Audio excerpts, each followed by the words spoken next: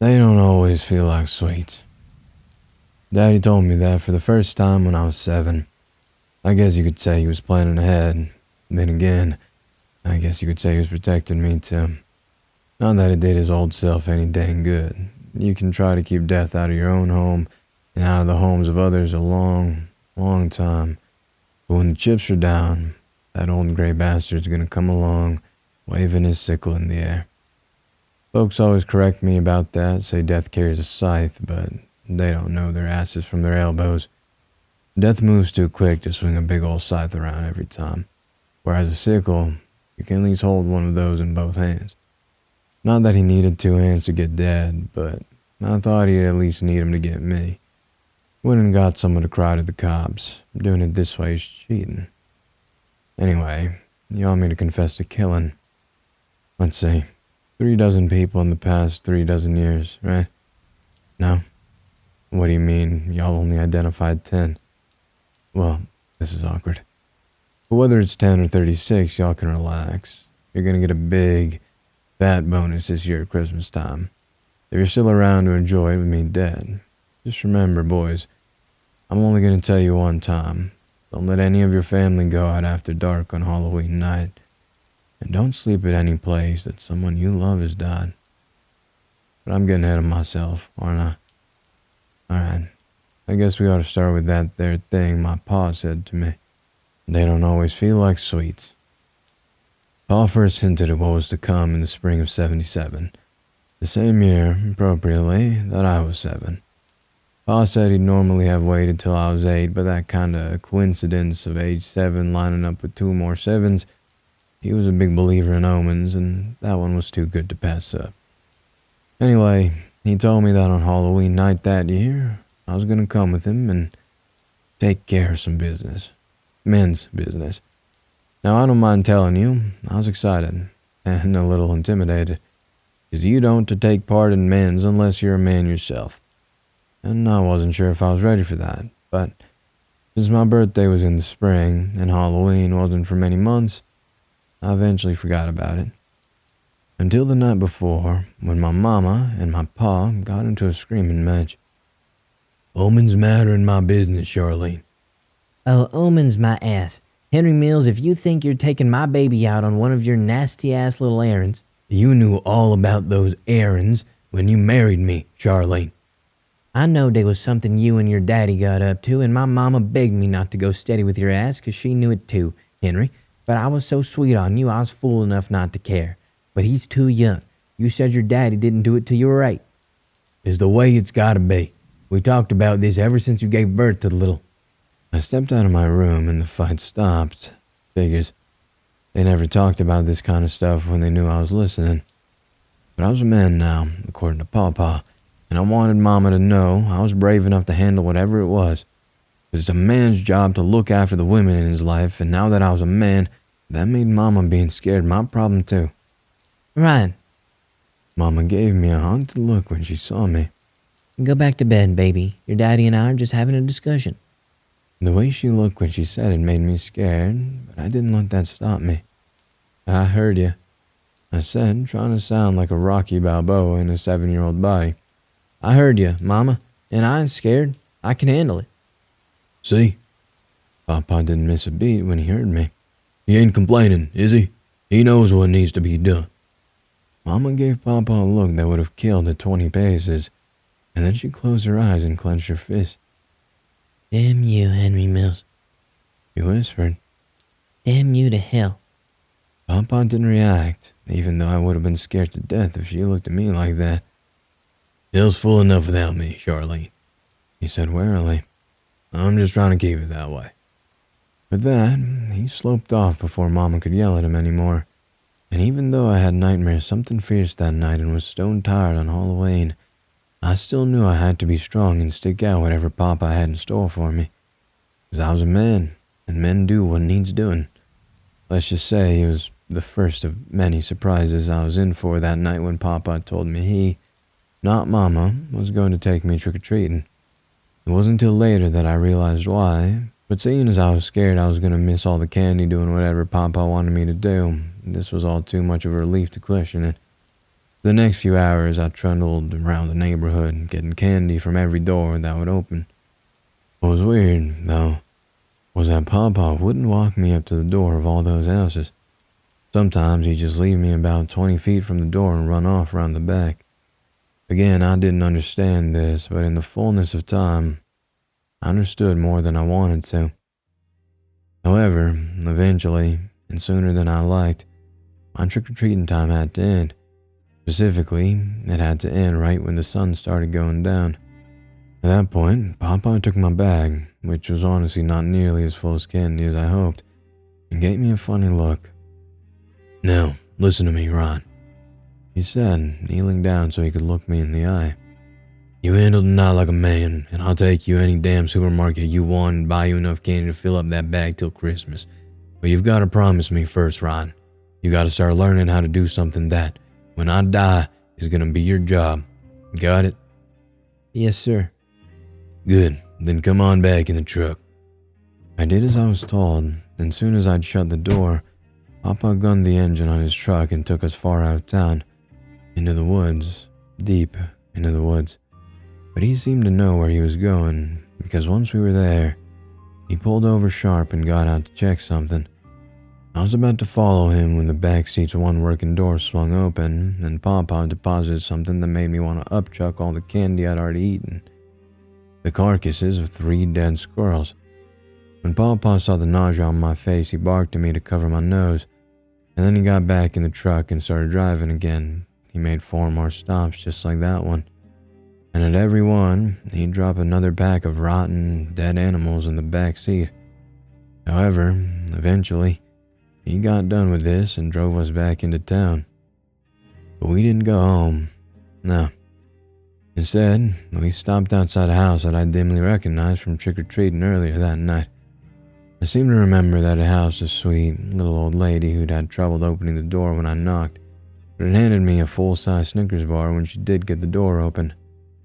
I was confused. Was Papa taking me back to get more candy from her? Because if so, I wasn't complaining. Then, Papa turned to me. "Now, you listen, Ron. I want you to stay here in the car. You're not old enough to see what I gotta do now, so stay here. Whatever you hear, even if something scary comes out of that house, you stay put. If everything goes well, I should be back in about 15 to 20 minutes. I wanted to argue, not least of all because I was still stuck next to about a dozen rotting animal carcasses, but I could see from the look in his eyes that Papa wasn't going to take any backsass. So I just nodded. "Yes, sir." Papa gave me an absent smile and then shut the door behind him, locking the truck. Then he approached Snicker Lady's house. Of course, he didn't go straight up to the door, but doubled around the back again until he was out of my sight. I sat there for what felt like hours, my nerves and the smell of dead animal flesh both making me feel sick. For a moment, I started to be really afraid that Papa wasn't going to come back from whatever he was doing, which, based on the look in his eyes, seemed like it was something dangerous. I was right. It was dangerous. But about his not coming back, at least, I turned out to be wrong. Papa was as good as his word and appeared just barely over 15 minutes later, coming back around the house, but he was moving slower, and after a second, I saw why. He was pulling something behind him, something that looked like a trash bag full of something cumbersome and wet, as I realized when he got closer and shoved it into the truck bed with a nasty squelching noise. Then Papa got back in the truck, and without saying anything, started it up again. From there, we drove around town, stopping seemingly at random outside individual houses, at which point Papa would get out of the car, pull open the one working backseat door, and fish out one of the dead animals, which he'd then drop outside the front door of whatever house we were stopped outside.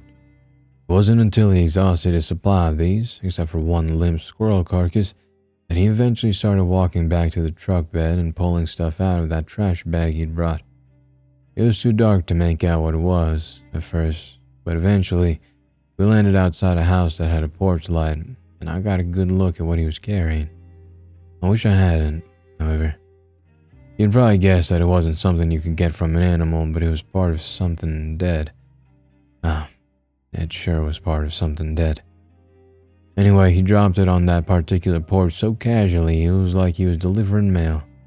We must have made 24 stops like this, or Papa would fish around in his trash bag of horrors, pull out something bloody and mangled, leave it on a porch. Then, eventually, when the bag was finally empty, he got in the car, turned back to me, and gave me a cryptic, a genuine smile. "You've done good, Ron," he said.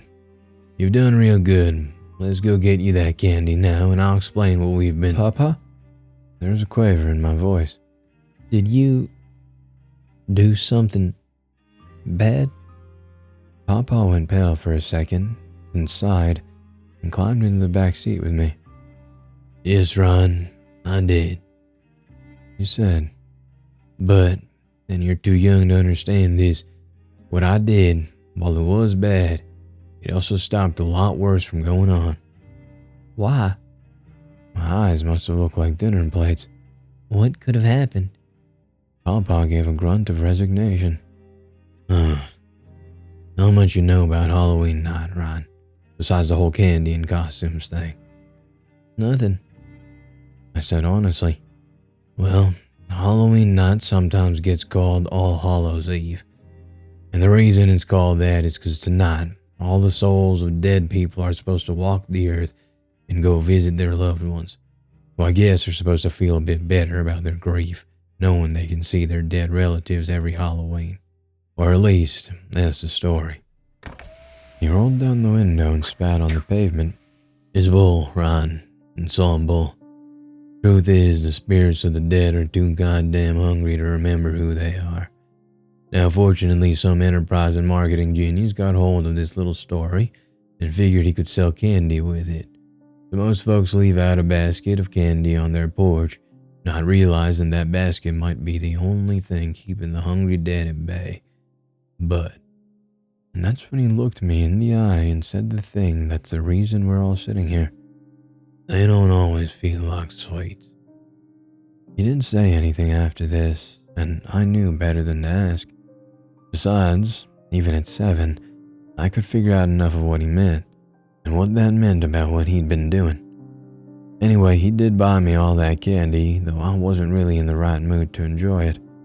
The only other thing that happened that night that bears mentioning was that when we got home, Papa pulled the last squirrel's carcass from the back seat and laid it on the porch next to our own basket of candy. Then he turned to me and said one more thing, which I now absolutely consider the moment my childhood died. "Your mama don't know the whole story, Ron. As far as she know, I've just been carting you around and leaving dead animals on people's porches all night. And that's all she will ever know. Isn't it, Ron? 'Cause I guarantee you, if she finds out about the trash bag and whatever you might have seen me taking out of it, you'll never see her ass again. And you don't want that, do you, Ryan?" I shook my head with tears in my eyes, and Papa smiled. "Good. Then give me your word as a man that you won't say nothing about that, Ron. Your word as a man." If I'd been a little older, I might have realized how fanciful it was to think Mama would just leave me with a man capable of what Papa had done that night. But I'd seen how mad she looked the previous night, and I was still too scared to think straight. So I gave him my word, and I kept it. Right up until Mama died, I kept it. Though, by then, that lie was to protect me as much as Papa. Because that wasn't the end of it. Oh, no, sir, not at all. That was just the start of what became a yearly ritual with Papa, and every year, my involvement in the night's errands deepened. At first, when we made the initial circuit of the traps Papa laid every year the night before Halloween, he'd tell me to come out and fish out one of the animals, then 2. Then, over time, he'd have me empty a whole trap, then 2 traps, then all the traps. And finally, when I was 14 and didn't even flinch at the thought of touching dead animals, he initiated me into the other part of his errands. The real bad part. Now, because I was too old to trick-or-treat by then, we had to come up with a different cover story for what I now realize was Papa scouting all the houses in town to find out which ones either left their doors unlocked or had locks that were easy to pick. Papa always used to say we had to take the people with the least life left and with the weakest defenses, because that way it wasn't like we were picking and choosing our targets. More like we were a natural disaster that'd wipe out whatever unlucky son of a bitch wasn't prepared. So it wasn't really our fault. Anyway, eventually Papa hit on a really ingenious ploy to hide what we were doing. He took a shift as a part of the neighborhood watch, which had really only formed because every Halloween someone would unaccountably disappear. Say what you like about Papa, but he sure had a hell of a sense of humor to come up with that. Anyway, that year it turned out that our most promising prospect was an old-timer named Jerry Knowles. He lived on the outskirts of town, so Papa thought any noise we might make wouldn't be as much of a problem. Since it was my first year, you see, he figured noise was probably going to be unavoidable. Now, I won't insult your intelligence by pretending that what we did that night came as a complete surprise. I'm no Einstein, but I wasn't so stupid that I couldn't work out what Papa had been doing. Even so, knowing and doing were clean different. I was already shivering by the time Papa told me to pick the lock on old Jerry Knowles' back porch. Not 'cause of the cold. I couldn't hold the tool still long enough to make the lock break. When Papa saw that, he shoved me aside roughly and did it himself, before turning to me with a hard expression and thrusting something heavy and metallic into my hands. I looked down and saw that it was an old-fashioned snub-nosed revolver with the silencer attached. "Wanted to spare you this, Ron," Papa growled. "But if you can't pick the lock, then I guess you're gonna have to do the only other useful thing there is.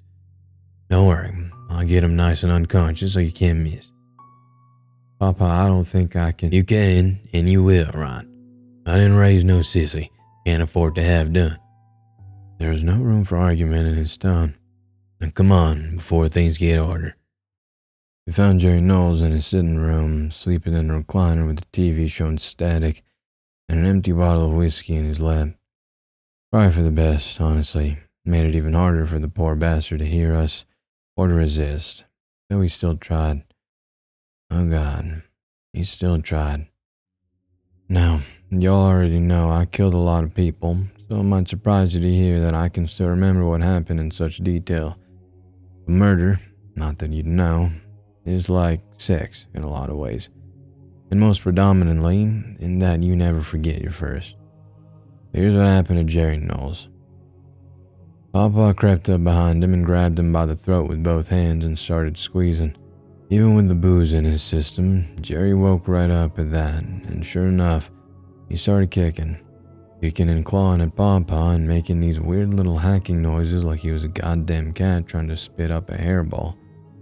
I couldn't see his face when Dad did it, but I could still hear the shock and terror he must have been feeling in those last few minutes. Then, he went limp, like he'd just fallen back asleep. And that's when Papa stepped back around the chair, grabbed me by the shoulders, and shoved me in front of poor Jerry Knowles. His chest was still rising and falling slightly, even though his throat kept on making his nasty whistling noise every time air came in and out. Before I knew what was happening, Papa had seized the hand I was holding the gun in and pressed the muzzle to old Jerry Knowles' wrinkled forehead. "And now, Ron," he panted, still getting his breath after strangling the poor old bastard. "One between the eyes and one in the heart, nice and clean like. I'll keep holding the gun so your hands can't shake. And do it." But I couldn't. I just kept staring at Jerry and thinking about all the people who were going to lose him when I pulled that trigger. "Do it," Papa repeated, harsher this time. "We ain't got much time before he wakes up and he gets messier." Still, I couldn't pull the trigger. Papa sighed, and then, with his other hand, he grabbed my fist and squeezed. The gun went off, and Jerry slumped, the whistling of his breath stopping. Papa pulled my hand roughly down to his heart, and this time, I didn't need his help. The deed was already done. I fired that second bullet, and felt my stomach boil. A sort of wretch, but Papa cuffed me across the face before I could do it, which shocked me enough to make me stop. "You stupid," he barked. "What do you think's gonna happen when the cops investigate and find your vomit on Jerry Knowles' floor? Outside, Ron. If you gotta upchuck, do it outside in the back." So I did. I walked out of that house to the same door we'd used to get in. I spilled everything I'd eaten that day out onto the dirt. When I'd finished, I saw Papa coming out of the house, dragging Jerry's body behind him. He gave me a disappointed look and jerked his head at the fence. "In the car, Ron. If killing a man's gonna make you lose your lunch, then it's just as well you don't see what comes next." I swallowed. "What?" "I gotta cut him up, Ron. This is just like one of my buddies in Nam told me. He came from the engine stock, and he said his people believe when you kill something valuable, you gotta use every part. Well, that's what we're gonna do, Ron. That's what we're gonna do." I went back to the truck, and sure enough, about 10 minutes later, he came back to the car, dragging one of his trash bags full of wet things. Only, he wasn't the one who emptied it that night. He made me take every single one of Jerry Noel's bits and stick them on the porches myself. By the time it was over, I was too numb and too empty to do anything but stare as we drove back home. And say what you like about Papa, but hard as he was still a father, and he noticed how I looked. He got this queer, tender look on his face, and then he reached over and squeezed my shoulder. "It gets easier, Ron," he said. "I know you're probably mad as a wet cat at me right now for making you do that, but I promise it gets easier, and it has to be done." But I didn't believe him, which was the worst mistake I ever made. By the time I had to go back to school, I'll admit I was still a mess, but not so much of one that I couldn't put on a brave face around everyone. The only place I really let my feelings out was on the football field, and truth is, that night was probably what got me on the varsity squad, even though I was still just a freshman. God, I wish it hadn't, because if it weren't for that, I probably never would have started dating Lola Barnes. Lola. If I'm sorry for anything connected with what I'd done, it's her. She was the prettiest little thing in my grade. Could have been a movie star or a beauty queen, probably, after a few more years. She was certainly the best dancer on the cheer squad, at least for her age, and wouldn't you know it, the fact that I was so fierce that I could knock down boys twice my size on other schools' offensive lines impressed her. She started going steady that winter. After the first 3 months, I thought I was going to marry her. After we took each other's virginity, ironically, in the same damn flatbed where Dad laid out corpses every year, I was sure I was going to marry her. She was the only pure thing in my life. The only innocent thing. The only good thing. But nothing good lasts, which is why, when I showed up at Lola's house to take her to the movies that next spring, only to find her crying on the front porch, I should have guessed where things were gonna go. She looked up at me with this look in her eyes like a wounded deer, and told me both her folks had died. A car crash, she said, caused by some drunk. He was gone too, which I guess was some kind of justice, but that wasn't the important thing. The important thing was that now, the only person she had left to take care of her in that house was her grandpa, Kit. Now, I didn't pay much mind to that when she first told me, because from where I was sitting, the only thing that mattered about it was that she wouldn't have to leave town. Besides, I knew old Kit Barnes. I liked him. I thought together the two of us could maybe help poor Lola recover, that maybe we could put her back together. Not as good as new, maybe, but good enough for her to be happy again, to smile and laugh again, and to one day be my wife. That's what I thought. Big dumb fool that I was. That is until Halloween rolled around and Kit forgot to lock his door. When I saw that and realized what it might mean, I silently prayed that someone else in town would be equally careless, but they weren't. Which meant that this year, Papa was gonna kill Kit Barnes and steal the only other person Lola had in her life. That is, unless I stopped him. "Papa," I said as we drove out to the first trap, "I need to talk to you about something." He grunted. "What is it, Ron?" "Well, you know I'm sweet on Lola Barnes, don't you?" "What about it?" "Well, See, she just lost her folks this year, and it's her grandpa who left his door unlocked, and Papa jerked the car to a stop and gave me a long look. Then what? I just thought maybe we don't have to take him. Do what instead? I should have paid more mind to the danger in Papa's voice, but I went on like a fool. Well, maybe we just, I don't know, grab a box of chicken legs at Sam's Club and leave those out instead. Chicken legs? You lost your wits, Ron? The things we use gotta be fresh dead. You know that. Well, then maybe, I don't know, maybe we find someone else. Papa's eyes narrowed as he looked down at me. I see. What you're really saying is maybe this time we could pick and choose. Well, yeah. I could hear Papa's teeth grinding as he glared at me. Then he reached over and shoved the passenger side door open. Get out. What? Get out. In fact, you know what? I think I missed a lesson with you, Ron. Take the night off. Take the night off and go spend it with your girlfriend. I don't... Papa, I can still... Go spend the night with your girlfriend. His voice sounded like a razor being sharpened. Aunt says don't try to come home till it's light. Go and sit outside her house all night if you have to, since you're so bent on protecting her and her grandpappy. Go on, get. Papa, get. I got out of the truck and he peeled off, spraying dirt in my face. Suddenly, and for no reason I could understand, I felt deadly nervous.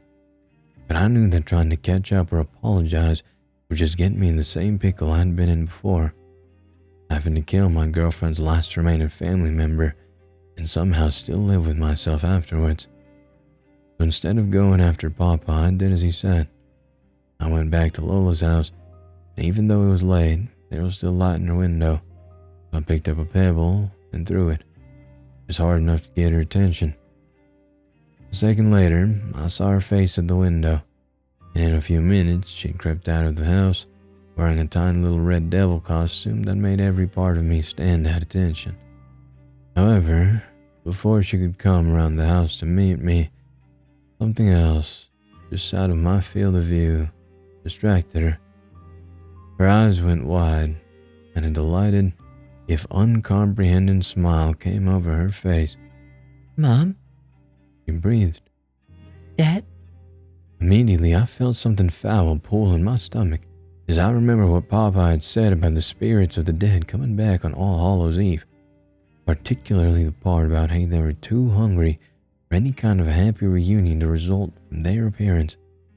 Without even thinking, I sprinted for Lola like she was a goddamn quarterback about to make a game-ending play, but as I moved, I saw what she was looking at, and halted ever so slightly as the horror of it struck home.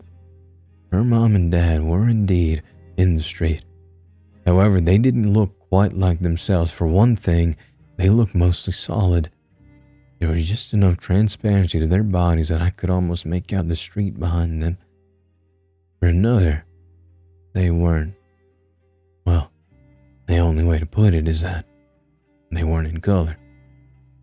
Everything about them was a shade of gray, almost as if I was watching people who'd been filmed in black and white walking around in a full-color world. And that's before I saw how they moved. I know what you're probably expecting me to say, that they shambled like zombies or something, but it wasn't like that. If it was, the threat would have been obvious. It was more like... Again, I can only really use film as a reference, but it was like they walked normally, except every few seconds there'd be a frame missing. They just jerk into a new position. It was so subtle you almost wanted to think your eyes were playing tricks on you when you saw it, but I knew better. And knowing better, I also knew what needed doing. Lola, I said over my shoulder. You get on in the house now, yeah? Get on in the house and don't come out no matter what happens. But I didn't hear no footsteps. That's my mom and dad, right? She said. Why are you trying to keep me from my mom and dad when you all know I missed them so much? Her mom and dad were less than 10 feet away from me by this point. I raised my voice, hoping she'd get the picture. They ain't your mom and dad no more, Lola. They ain't gonna love you. More like they'll eat you. 5 feet away now. Get on in the house. I ain't saying it again. Something in the way I said it must have clued Lola in that something was really wrong, because I heard her take a few hesitant steps backward toward the house. I backed up as well, trying to keep as much space between me and the dead things that were advancing on us. Y'all get gone now, I said to them. This house is protected. There's dead flesh other places y'all can eat. Go on. Lola's mom craned her head sideways and considered me for a second. Hearing this, I guess she and the dad must have understood what I said. Then they disappeared. I thought for just a second that maybe that meant they got the message. They did, but not in the way I was hoping. Not at all. When I heard Lola scream from behind me, I prayed at first that she might be crying and them disappearing on her again. I hoped and prayed as I turned around that that was all it was. The screams of grief don't come that high pitch, and they definitely don't end in choke gurgles. Even so, what I saw when I turned around is going to live behind my eyes till they close forever. Lola's mom and dad had popped into existence right next to her, and her dad had hold of her by her throat, and her mom picked up her legs. They were holding her horizontal, like between them. Then, both their jaws unhinged, revealing nothing but hungry, sucking blackness underneath. The sight should have frozen me to the spot, but that fool that I was, I tried running toward them, hoping I could tackle her away, and in a technical way, I suppose I did. But not before those black voids in their mouths sucked everything off her bones, so that when I finally grabbed Lola, Lola, and pulled her away, it was only a skeleton I was holding. And I kept on holding it until dawn came. I guess you might as well know that whatever took Lola that night also went in the house and took her grandpa when they were done. That's the only conclusion I can draw, seeing as there wasn't nothing left of either of them but their skeletons. To tell you the truth, I kind of wished they'd taken me too after that. I was already thinking of cutting the middleman and killing myself when I got home that day. Hell, maybe I would have, if not for what happened when I got home and found Pa sitting there in the living room cleaning his gun and whistling. And the door shut. He looked up at me with this queer, old look in his eye. Been waiting on you, boy, he said. How's yours all the way? Lola okay? My hands balled into fists. No, she ain't. She's dead. And I'm betting you knew that already. He nodded, that queer, old look getting stronger. I took a step toward him, but he raised his gun and cocked it. No, right. Don't you go doing something we'll both regret. He growled. I don't want to take out one of your legs, but I will if you raise a hand to me. Why? I spat, trying to force all the pent-up aggression in my body into my voice. Why'd you do that, Papa? Why'd you let me go and watch her die? Why? Papa gave me an insolent shrug and his lip curled in disgust. I don't know what y'all are so upset about, he said with icy unconcern. You wanted to pick and choose, didn't you, Ron? Well, you done picked. You done chose. He stood up and walked toward the stairs, keeping his gun trained on me. I'm going upstairs to have a little rest, Ron, he said. If you start thinking you want to do something about all this, just know I'm a real light sleeper. And with that, he vanished up the stairs. I realize now what lesson the old bastard was trying to impart to me. That if you go picking and choosing who dies sooner or later, that's going to pick for you. But right then, all I could think was that if Papa wanted to get so far up his ass about whatever code he used to justify what we had to do, then I was going to break that code every chance I got, and I did get a chance, eventually. Not right then, not even for a couple months, but eventually, I think Papa must have convinced himself that I'd moved on. Or maybe he just needed my help bad enough that he asked me to come out that next Halloween. And when he handed me the gun to kill whatever poor old biddy we were supposed to get rid of that year, I did pick and choose who died. I put one in his head and one in his black heart, just like he taught me. What I didn't know at the time was that I should have just waited a little longer, because there was one lesson that Papa hadn't taught to me yet, and one that I found out very quickly I needed. See, Papa, he was a town mortician. So if someone died, he already knew if they had grieving family left over to eat, which is how he knew which houses to drop his little offering at in the first place. But what he didn't tell me was how he picked which ones had visitors who'd want human remains, and which ones who had visitors who'd want dead animals.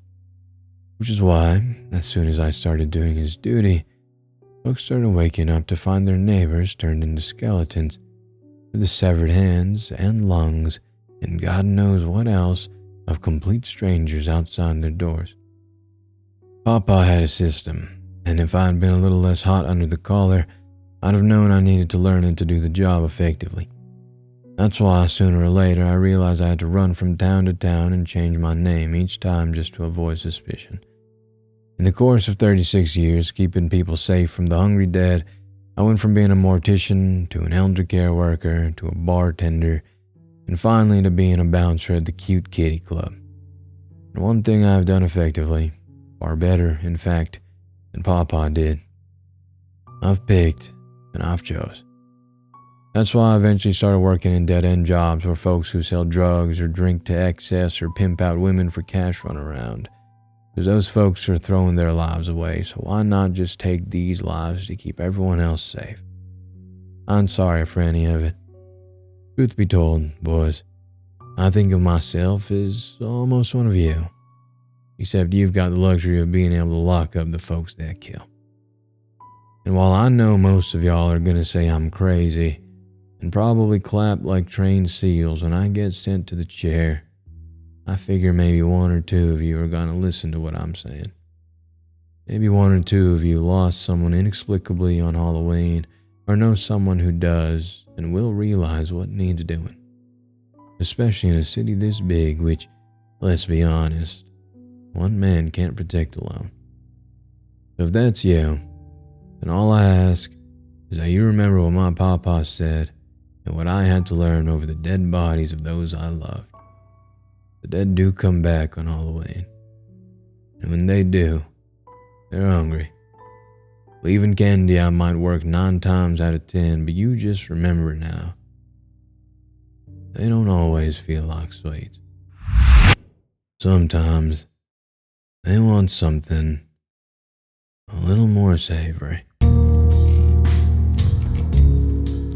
What an absolutely fantastic story. Wow, that's really good. I'm not sure, this is going to probably be pretty far into November.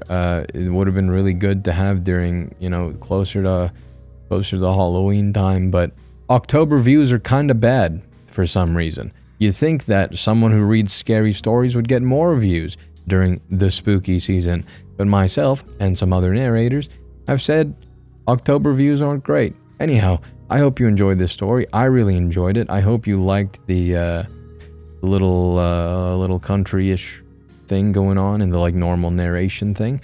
So I hope you liked it. I love this story. That was really, really good. Really, really sad about Lola. Sorry about that, Ryan. But aside from that, it was an amazing story. So yeah, I hope you enjoyed this one. I will see you in the next one.